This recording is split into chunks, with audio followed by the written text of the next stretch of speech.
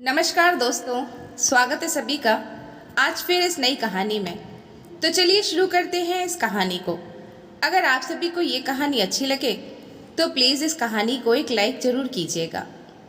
सुनिए, मैं कल सुबह ही आर्यन को लेकर अपने घर आ रही हूँ। चंचल ने भर्राए गले से अपने पति से कहा। लेकिन हुआ क्या?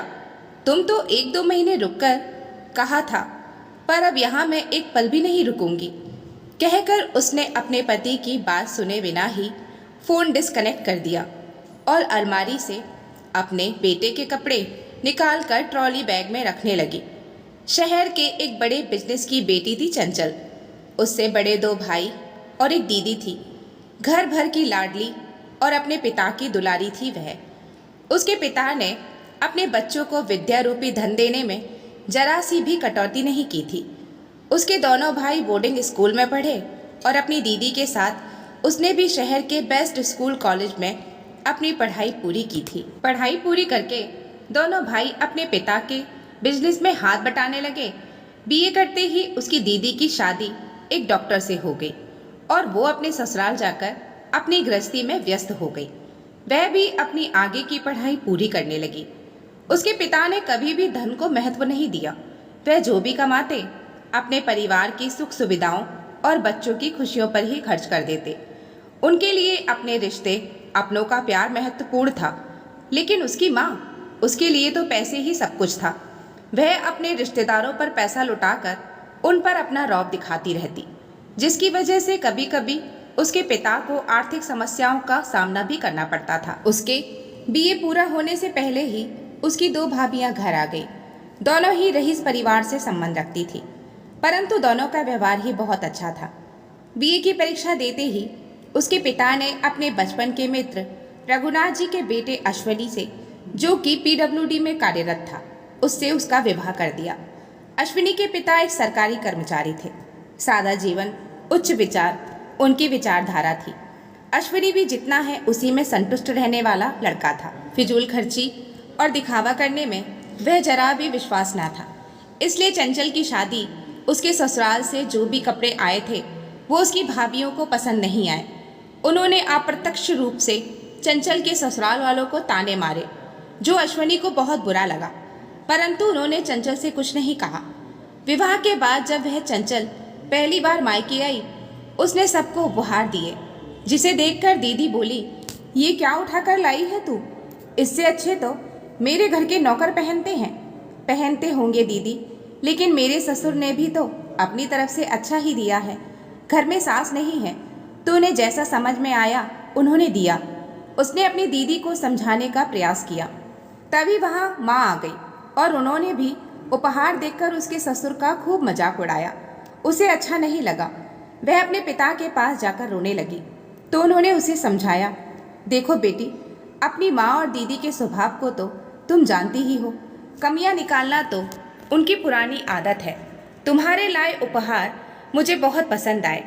फिर तो उसके चेहरे पर मुस्कुराहट आ गई। अगले दिन वह नाश्ता करने बैठी तो बड़ी भाभी बोली, चंचल, पेट भर के सैंडविच खा ले, तुम्हारे ससुराल में तो ये बनने से रहा।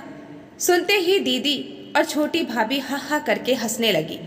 वह रुआसी हो गई तो छोटे भैया बोले, हम लोग तो तेरे से मजाक कर रहे थे। मजाक? इस घर की तो बेटी थी वह, और एक ही दिन में वह मजाक की वस्तु बन गई। ना जाने क्यों उसे वह घर अब पराया सा लगने लगा। ये तो अच्छा हुआ था कि अश्विनी जरूरी काम कहकर तुरंत लौट गए थे, वरना ये सब देखते तो उन्हें एक मन तो उसने किया कि कल ही वापस चली जाए। लेकिन फिर वह अपने ससुर को क्या कहती? मायके की शिकायत? नहीं नहीं, उसे तो अपने पिता और ससुर दोनों को ही सम्मान को बचाना था। आखिर दोनों ही तो उसके अपने थे। 2 दिन के बाद जब वह अपने ससुराल जाने लगी तो किसी ने भी उसे रोकने की कोशिश नहीं की, ना माँ ने और ना भाभी ने। शायद वह अब उनके लिए एक बोझ बन गई थी। हाँ, उसके पिता की आंखें जरूर नम थी। अपनी आंखों से बहते आंसुओं को छिपाती हुई वह गाड़ी में बैठ गई और रास्ते भर यही सोचती रही, क्या सभी का मायका ऐसा ही होता है? कितने उत्साह से वह यहाँ आई थी, लेकिन क्या रिश्तों से अधिक हैसियत का महत्व है? उसने सोच लिया था कि अब वह यहाँ कभी नहीं आएगी, लेकिन मायके का मोह किसी लड़की से कभी छूटता है क्या? कुछ महीने के बाद उसे मालूम हुआ कि उसके पिता को पक्षघात हुआ है। तब वह अपने को रोक ना सकी। सोचा कि अपनों से नाराजगी कैसी। वह पिता से मिलने अश्विनी के साथ अपने मायके आ गई। पिता बेटी दामाद को देखा तो उनके शरीर में जान आ गई। इशारे से ही अपनी बेटी से बात करके वह बहुत खुश हुए। रात के डिनर के लिए घर के सभी लोग डाइनिंग टेबल पर खाना खाने बैठे। डिनर के बाद छोटी भाभी सभी को स्वीट डिश रसमलाई देने लगी। अश्विनी के हाथ में रसमलाई का बाउल दिया। उसने रसमलाई का पहला टुकड़ा मुंह में डाला ही था कि बड़ी भाभी ने उसे टोक दिया। जी भर के खा लीजिए अश्विनी, आपकी सैलरी में तो ये खाना संभव ही नहीं होगा। बेचारी हमारी चंचल, उसे तो रसमलाई बहुत पसंद है। व्यंग से मुस्कुराई। बड़ी भाभी, ये क्या कह रही हैं आप? गुस्से से चंचल चीख पड़ी। तब तक तो अश्विनी बाउल टेबल पर रख चुका था। मुंह का निवाला भी वॉश बेसिन में निकालकर वह कमरे में जाकर अपना बैग लिया और चंचल से बोला, मैं जा रहा हूँ, तुम्हारा जब जी आए चली आना। इतनी रात को सुबह चले जाइए। लेकिन अश्विनी चंचल की बात सुने बिना ही बाहर निकल गया। पति का अपमान चंचल से बर्दाश्त नहीं हुआ। वह माँ से बोली कि अश्विनी भी तो इसी घर के दामाद है माँ। भाभी जीजा जी का बड़ा आदर करती है, फिर अश्विनी का क्यों नहीं? मुझे भी वो लोग जब तक किसी न किसी बात पर ताना दे देती हैं। ऐसा क्यों माँ? तेरी गलतफहमी है। सरहाज ननंदोई के बीच जो हंसी मजाक चलता ही रहता है। और फिर देख, तेरी भाभियाँ, तेरी जीजाजी अश्विनी से उम्र और हैसियत में बड़े हैं। कुछ कह भी दिया तो अश्विनी को गुस्सा नहीं करना चाहिए था। माँ ने भी अश्विनी को ही गलत ठहराया। ये उसके लिए असहनीय था। ये कैसे रिश्ते हैं जो इंसान की हैसियत के अनुसार बदल जाते हैं? मेरी ही माँ है, मेरी ही बहन है, इन्हीं के साथ मेरा बचपन बीता है और आज इन्हें मुझसे तनिक भी लगाव नहीं। खून के रिश्तों का रंग सफ़ेद होते देख उसे अपनी आंखों पर विश्वास ही नहीं हो रहा था। उसने सोचा था कि डिनर के बाद सभी को अपनी प्रेगनेंसी की खुशखबरी सुनाएगी तो सभी उसे बधाई देंगे। लेकिन अब तो अगली सुबह ही वह पिता से मिलकर अपने घर चली आई। मायके की याद तो उसे बहुत आती थी, लेकिन अपने दर्द को वह पी जाती। उम्मीद तो उसे अभी भी थी। उसके ससुर ने पोता होने की खुशखबरी अपनी समधिन को भिजवाई, लेकिन वहाँ से कोई नहीं आया।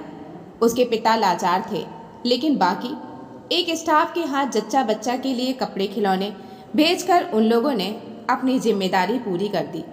उस वक्त उसने अपने मन को कैसे समझाया था ये तो वही जानती थी।